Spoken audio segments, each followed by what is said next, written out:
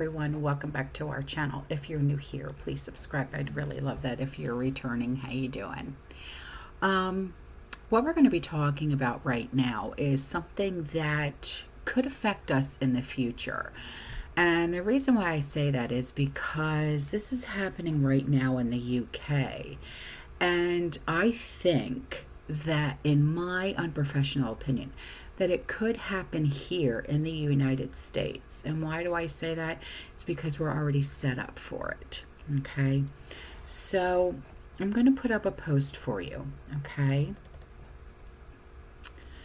And if you can see this post here, it says in the UK, approximately 4 million homes now have prepayment meters. This means residents swipe their cards through a payment machine in their own homes to use their lights and their power. Newer versions called smart prepayment meters work by an app to allow usage of electricity or gas. So, let's dive into this topic of prepayment meters in the UK that's focusing on the 4 million homes using them, how they function, and the implications of both traditional and smart prepayment meters. Okay? So y'all telling me in the UK, whenever you want to do this, there's a little meter in your house somewhere that you bring a credit card to and you swipe it and it allows you to put light energy on there? Nah, because somebody really got to break that down to me. I never really understood it. Like if y'all like y'all got parking meter style light electricity? I guess that's smart in a way from the companies, but y'all don't feel some type of way when they doing that to y'all?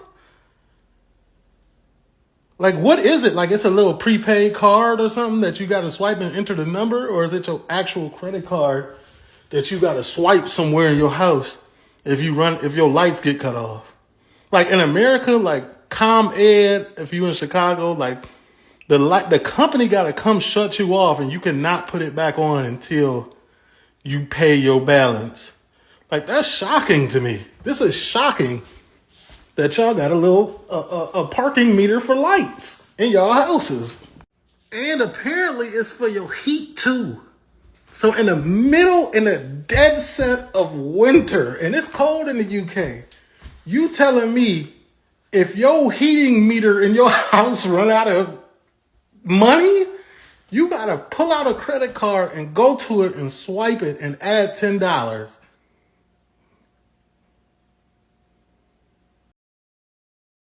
Now, the prepayment meters are a type of energy meter where users must pay for electricity or gas up front before using it. Now, the statement that approximately 4 million homes now have prepayment meters in the UK is consistent with recent data. According to Ofgem, which is the UK's energy regulator, and other sources, as of 2024, around 4 million households in Great Britain use this prepayment meters for electricity and gas. And this number has been relatively stable, but saw increased attention during the energy crises of 2022-2023, when many households were switched to PPMs, which is the prepayment meters, due to unpaid bills. So, next, the statement that residents swipe their cards through prepayment machines in their own homes to use their lights and power describes the traditional operation of the PPMs. The traditional PPMs require a physical card, a key, or a token that users top up with credit at designated locations like PayPoint shops, PayZone outlets, or post offices. Once topped up, the card or key is inserted or swiped into the meter at home to add credit, which then allows electricity or gas to flow. This system, it ensures that only the users consume energy that they've paid for up front, helping to manage debt, but also introducing inconvenience at the same time. So now let's talk about disconnections. If, say, your credit runs out, okay, and the energy supply stops, it won't start up again until you top up. So until midnight 2023, 2023, ppm users often paid more per unit of energy than those on credit meters. So the newer versions, called smart prepayment meters, allow users to maintain their energy via an app or an online platform, and this is a significant upgrade from the traditional system. So the smart PPMs are linked to a user's account with their energy supplier, and instead of a physical card, users can top up their credit through a smartphone app, a text message, a phone, or online portal. So smart meters are becoming more common, and then by 2024, of GEM reported that over 50% of the UK households had smart meters installed, both for prepayment and also for credit. And many of the prepayment users have transitioned to smart PPMs. And you have suppliers like British Gas, EDF, and Octopus Energy, which offer smart prepayment options as standard for newer installations. So you have your convenience, which is no need to visit a shop to top off, which is a game changer for the elderly or disabled, or those who are in like rural areas. Then you have your cost monitoring. Smart PPMs often come with like in-home displays that show like real-time usage. So it says, hey, listen, you're down to like $10 left. You might want to go top up. You know what I mean? That type of thing. It helps users manage consumption and avoid running out of credit. Then you have fairer pricing. PPM users pay slightly less for energy than those that are on credit meters. This is a shift from past due to regulatory changes. But there are challenges. The smart meters allow suppliers to remotely switch customers to prepayment mode without a warrant, a practice that surged in 2022 during the energy crises. And this raised ethical concerns, as vulnerable households could be switched without adequate support. And not all users have access to smartphones or the internet, like what's going on in Canada right now, where the Amish were being literally bamboozled because they don't have smartphones to use the Canada app, remember? So, and this can make app-based top-ups inaccessible. So this is particularly true for older or even low-income families, or who are more likely to have PPMs in the first place. So the use of the PPMs, whether traditional or smart, has significant social and economic implications, especially for the 4 million households that are affected. Vulnerable populations. The PPMs are concentrated in households with lower income, those that are on like unemployment benefits, social rental properties. These groups often face higher deprivation, and PPMs can exacerbate financial strain. So over 2 million people are disconnected at least once a month because they can't afford to top up. This leads to self-disconnection, where households go without power or even without heat. So the PPM prevalence to increase emergency respiratory hospital administrations as lack of heating and cold weather can worsen health conditions.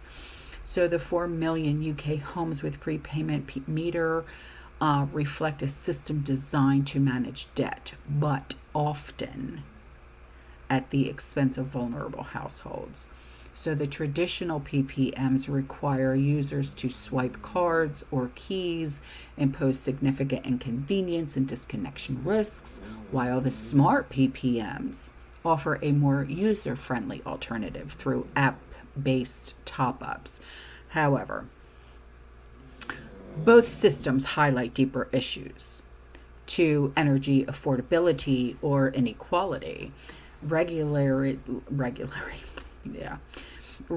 Regulatory changes have improved fairness, but the high number of disconnections and health impacts show that there's still a long way to go to ensure equitable access to energy for all UK residents. So now let's explore whether prepayment meters that are in the UK could become a widespread reality for Americans here in the future.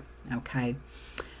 We're going to look at the current state of energy metering in the US, the factors that might drive adoption of PPMs, and the barriers or alternatives that could shape this trajectory. In the US, most households are traditional credit meters, where energy usage is billed monthly or quarterly after consumption. Prepayment meters are not widely used, but they do exist in some regions, particularly for electricity. So here's the current landscape. According to the U.S. Energy or EIA, so it's Energy Information Administration or EIA, as of 2023, fewer than 1% of U.S. residential electricity customers, roughly 1.5 million out of the 150 million households, use prepayment meters. These are concentrated in specific states like Arizona, Texas, and parts of the Southeast, where utilities like Salt River Project in Arizona and some rural electric cooperatives offer prepayment plans. The U.S. has been aggressively rolling out smart meters as part of federal and state efforts to modernize the grid. As of 2024, the EIA reports that over 60% of U.S. households, which is around 90 million households, have smart meters, which can support prepayment functionality without needing a physical card to swipe, much like the UK's smart PPMs. So energy regulation in the U.S. is split between federal and state levels. The FERC, or the Federal Energy Regulation Commission, oversees wholesale markets, which the states regulate retail distribution, including metering practices. This fragmented system means that PPM adoption varies widely by state. So here are several trends and pressures in the U.S. energy sector that could push utilities and regulators toward wider use of PPMs that are similar to the UK. Rising household energy debt. Energy insecurity. Millions of U.S. households struggle with energy insecurity due to low wages, rising living costs, structural poverty. PPMs are often installed to manage debt. The widespread adoption of smart meters in the U.S. makes it technically feasible to implement prepayment programs without the need for physical cards. Smart meters allow utilities to remotely switch customers to prepayment mode. The U.S. energy prices have been volatile, as I'm sure you've noticed, particularly for natural gas and electricity due to global supply chain issues, extreme weather, and inflation. 1 in 6 U.S. households are at risk of utility disconnections annually due to the inability to pay. U.S. utilities, especially in states with high rates of non-payment, might see PPMs as a way to protect the bottom line. And the federal push for efficiency, like PPMs, align with the Energy Policy Act of 2005. by encouraging users to monitor and manage their usage more closely. So Americans could see an increase in prepayment meters, but not to the scale of the UK anytime soon. The US has a technological infrastructure and economic pressures to support growth, particularly in deregulated states for voluntary programs. However, cultural resistance, regulatory fragmentation, and alternative solution like subsidies or payment plans are likely to limit widespread adoption. At most, PPMs might grow 2 to 3% of households, which is like 3 to 4.5 million households over the next decade.